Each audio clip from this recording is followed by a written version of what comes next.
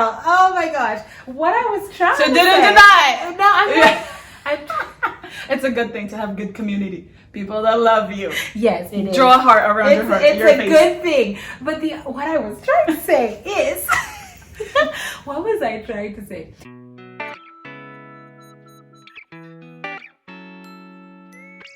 Hi everyone, welcome back to my channel where I talk about faith, lifestyle, purpose, and worship. If this is your first time here, thank you so much for stopping by. And before I get into this video, I would like to say, guys, thank you so much for supporting this channel. Thank you for liking, thank you for commenting, thank you for subscribing, thank you for hitting the notification bell. I've really felt your support and I'm so grateful. Guys, so for those of you who watched my last video, it was the 5 things that I learned from moving to a different country, and I just kind of felt like I didn't really get to go in depth into some of like the realness of what that was like. And so I decided to do a part 2 and to have a guest with me today who also moved from her country to America. So everybody welcome Stephanie Soltaratto. Did I say it right? Yeah. And that is is that your own I still name? have it. Oh, you still have it? Yeah. Okay, great. This is Stephanie, guys. She lives in Tulsa as well. She's from Brazil. Do you want to tell us a bit about yourself? Sure. Yeah. I'm Stephanie. I was born and raised in Brazil. About 7 years ago, I felt like God was calling me to move to America. Yeah. And I moved here by myself and have gone through highs and lows and lows and lows and highs and lows and lows. So I'm very excited to be here today. Awesome. Okay, so I have 5 different questions that we're gonna kind of ask each other and just kind of, see what our answers are like and compare our answers, and hopefully you will be able to, just learn something or even relate with what we're talking about. And if you do, go ahead and comment in the comment section. All right, Stephanie, so the first question is, why did you decide to move? So, back in Brazil, I was transitioning from that faith that goes from like your parents' faith, you're raised in church, and you go to like, is God real? Yeah. Does God exist? So it was a really rough season, and I was like, God, like I need you to show yourself real to me. I want to develop a relationship with you, or I'm done. Because like, if I don't know you're real, then what's the point? Yeah. So it was a young adult service at my church once. A guy from ORU went to my church in Brazil to speak at that service. Yeah.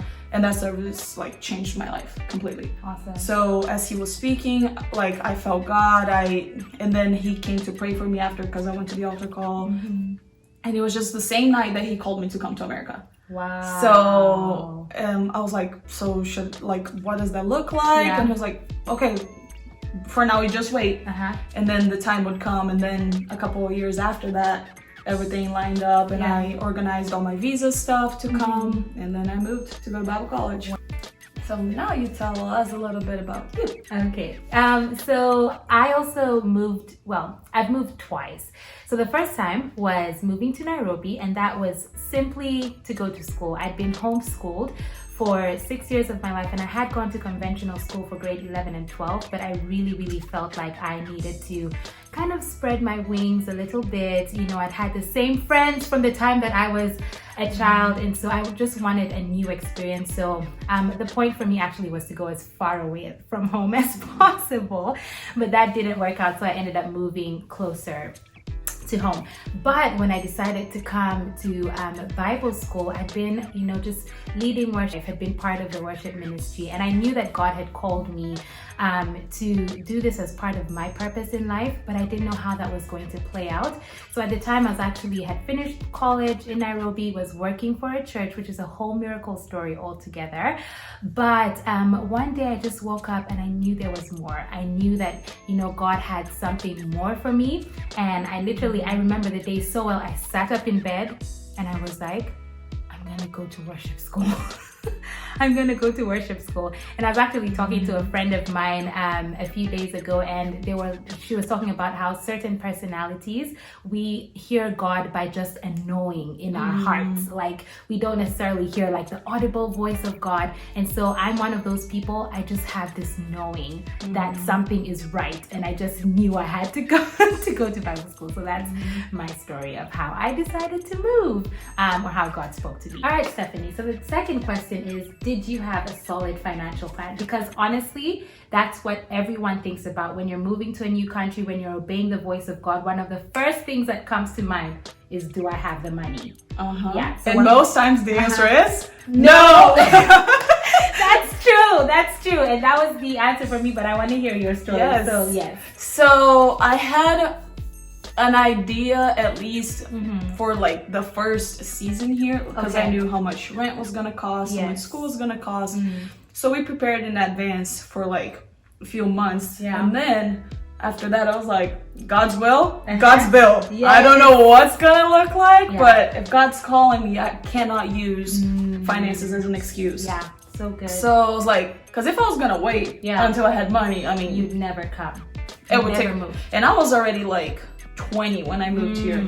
So if I was to like work and wait, I don't know how long it would take. So short answer is yes and no. I came with like enough to get started, but then after that, and I mean, I thought I was gonna move back to Brazil after 2 years of Bible college. So now you tell us about your financial plan. Okay.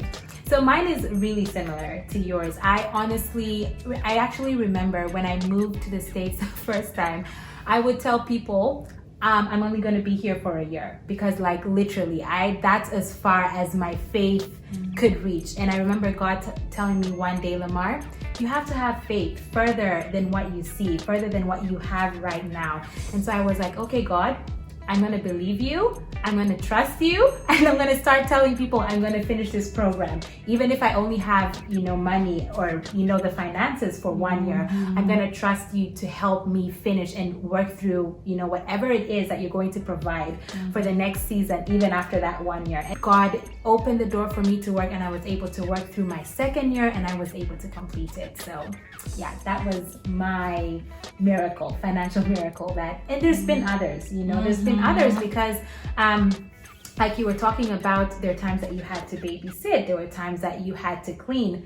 Same story for me, because there actually was a season, after I finished school, that I wasn't able to work, and I had to make food, I had to babysit, I had to be creative and be flexible, just find ways to allow God to provide for me. Because if your mind is set on God must provide for me in this way, I'm not going to receive help from other people, I'm not going to. It never looks like what we think is going to look like. No, it really doesn't. Like, God opens doors, and you have to allow Him to open those doors and be flexible to walk through those doors, even if it's out of your comfort zone. Because those are the experiences that they're going to shape you. Oh yeah. Like, those are the things that are going to treat you and like bring you to the next level of what you need, because like that doesn't look like the same for everybody.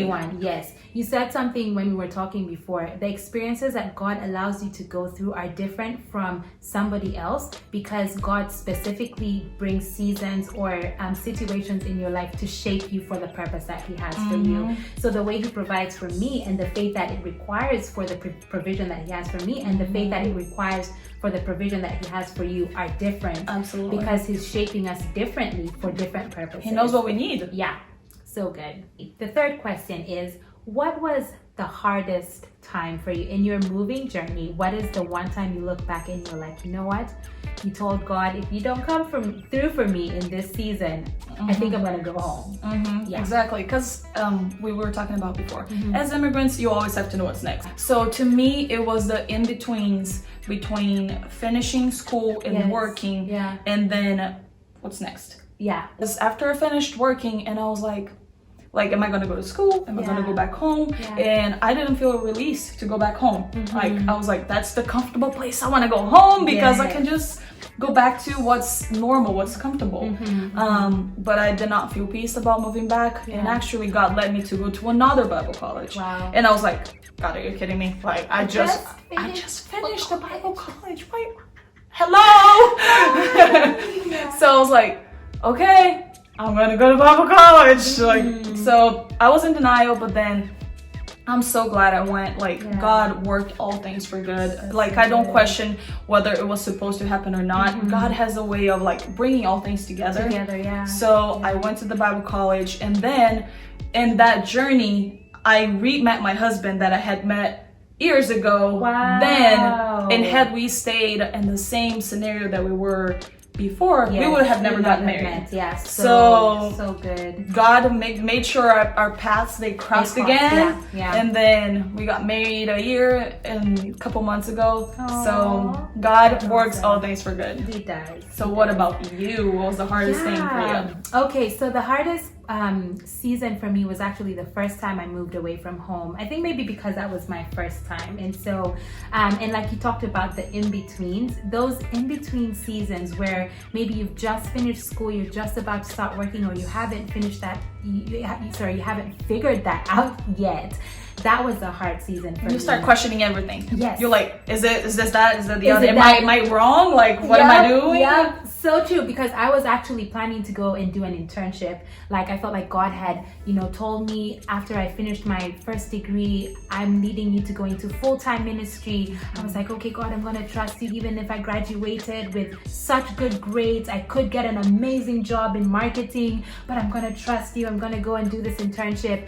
And, that in between finishing school and starting the internship, I was living in Nairobi, and I don't know what happened. This intense loneliness just hit me. I started questioning, am I making the right decision? And also because I wasn't making a lot of money at the time, I had to move far out of the city. I was living, just in a place where I was like, I'm living here by myself. This is crazy, Lamar. You are crazy.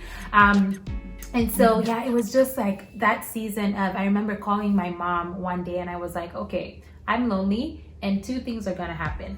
Either I'm gonna move back home or you guys are gonna move here. And she was like, okay, none of those is gonna happen. That's not an option.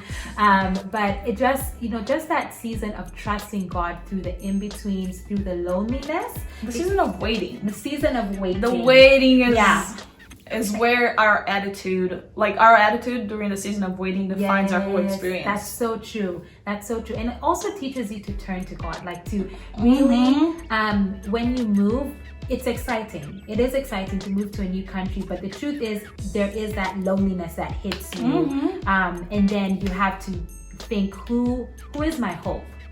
Who have I put my hope in? Who is my foundation? Yes, who's my foundation? So that was my difficult season. All right, Stephanie, question number 4 is, what is the best thing that has happened to you as a result of your moving?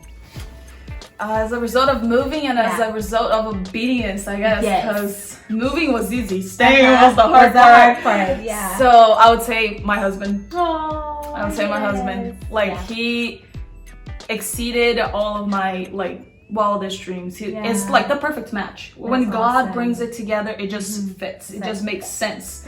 Like, it's not only like you and your spouse, but the family and the way my mom loves my husband and his parents love me. It's just like it fits very well. So I would say definitely my husband. Your husband. You had better have said your husband. Cut. That was my car. There's no other answer. Smart one, Stephanie. I know, good job. So what about you?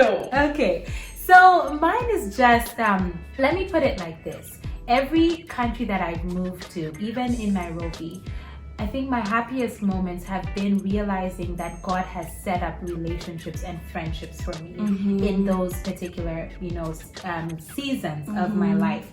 Because I have amazing friends here, and I make friends easily. Keeping them is she's popular. She is popular. Everybody loves mom. Everybody loves mom. Oh my God! Look at this girl. Oh my gosh! What I was trying to say. So didn't deny. No, I'm not. It's a good thing to have good community. People that love you. Yes, it is. Draw a heart around your heart. It's a good thing. But what I was trying to say is, what was I trying to say?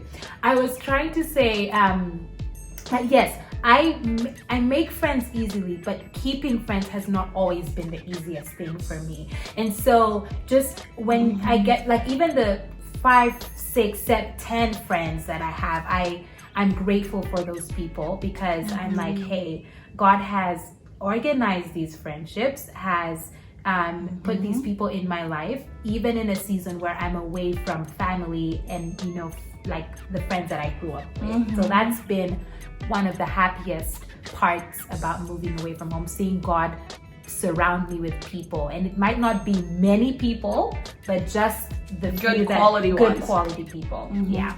Good. All right, so question number 5, our last question is, Stephanie, what is the greatest miracle or unexpected miracle that happened to you during your journey of moving countries, and what did it teach you about God, about yourself? Just what did it teach you? I think I have to bring it back to God providing. Yes. And God being the provider, being a father. Like God providing not only for that first year, but for the second year, for the third year. And then when I went to Bible college, He provided all the way. Like you have to put your hands to work and do your job, but you really learn that God is the one in charge. Yes, like you give Him the wheels and you let Him drive and you let Him guide you. And then even for my wedding, like I don't even know how everything came together. It all came together. It was a beautiful day. It was a beautiful venue. God provided even like valet services. Like it all just came together. God worked all things for good. So it all comes back to God watching over us. God taking care of us. Give us this day our daily bread. So God always makes sure that for that day, you're set. You're good to go. That you need. That's awesome. What about you? Mine is actually similar, but like I think just being mind blown by how God goes before us. Like y'all, even when we don't know that He's doing it, He will go before us. The thing that it's taught me is the importance of looking back to those seasons of your life, because it's kind of like the Israelites, right? Like God does this big miracle parts, the Red Sea for them. They walk through and then they get to the wilderness and they start complaining and they forget about this God that did these amazing miracles for them. I'm just gonna leave us here to die. Exactly. I'm like, leave you there to die. He parted the Red Sea. Like, hello. But I've noticed I do that as well. All of us do that. Yeah. So I think it just taught me those big miracles that God does for you as you're planning to move, opening doors that you never, thought were possible. I got gifted a car. Just small things that are not small, but there's small things when you look at the bigger picture. You see God's touch all along the way. Exactly, you see God's touch, and I think it's taught me the importance of looking back and saying, hey, if God could do that, then He's gonna show up again. That's so funny, because when I was at Victory College, I did a devotional. I don't know if they still do the transition, like after worship announcements. So I got to do that one time, and I talked about gratitude. Yes. And gratitude is getting unused to the things you're used to. So you take the things that you have, that you take for granted, that you're just so used to. Oh, I'm gonna go to my car. I know my car's there. Yes. It's like you remind yourself, at some point, I didn't have a car. So God, thank you for that car. A phone, when like it has everything I need in it. God, thank you for my phone. God, thank you for my family. God, it's getting unused to those things, so it can bring back that feeling that you had when you first. That's so good. Well, guys, that is all I have for you today. Just some things that we've kind of, tried to go in depth in what our process of moving and trusting God and the difficult times and the happy times have been. And so I really hope that you've enjoyed this video. Again, go ahead and subscribe, hit the notification bell, because that will tell Instagram that, you like these videos, and I'll keep making them. I will be posting these videos every single week. And if they would like to see more of us, they can go to my channel. Oh yes, I forgot to say that. I'm going to link her channel. She has a channel, and I am going to link her channel down below. Because we're recording a video right after this one. We are going to record a video together for her channel, so I will link that as well in the description. So you guys have an amazing week. I love you. Thank you for your support, and bye.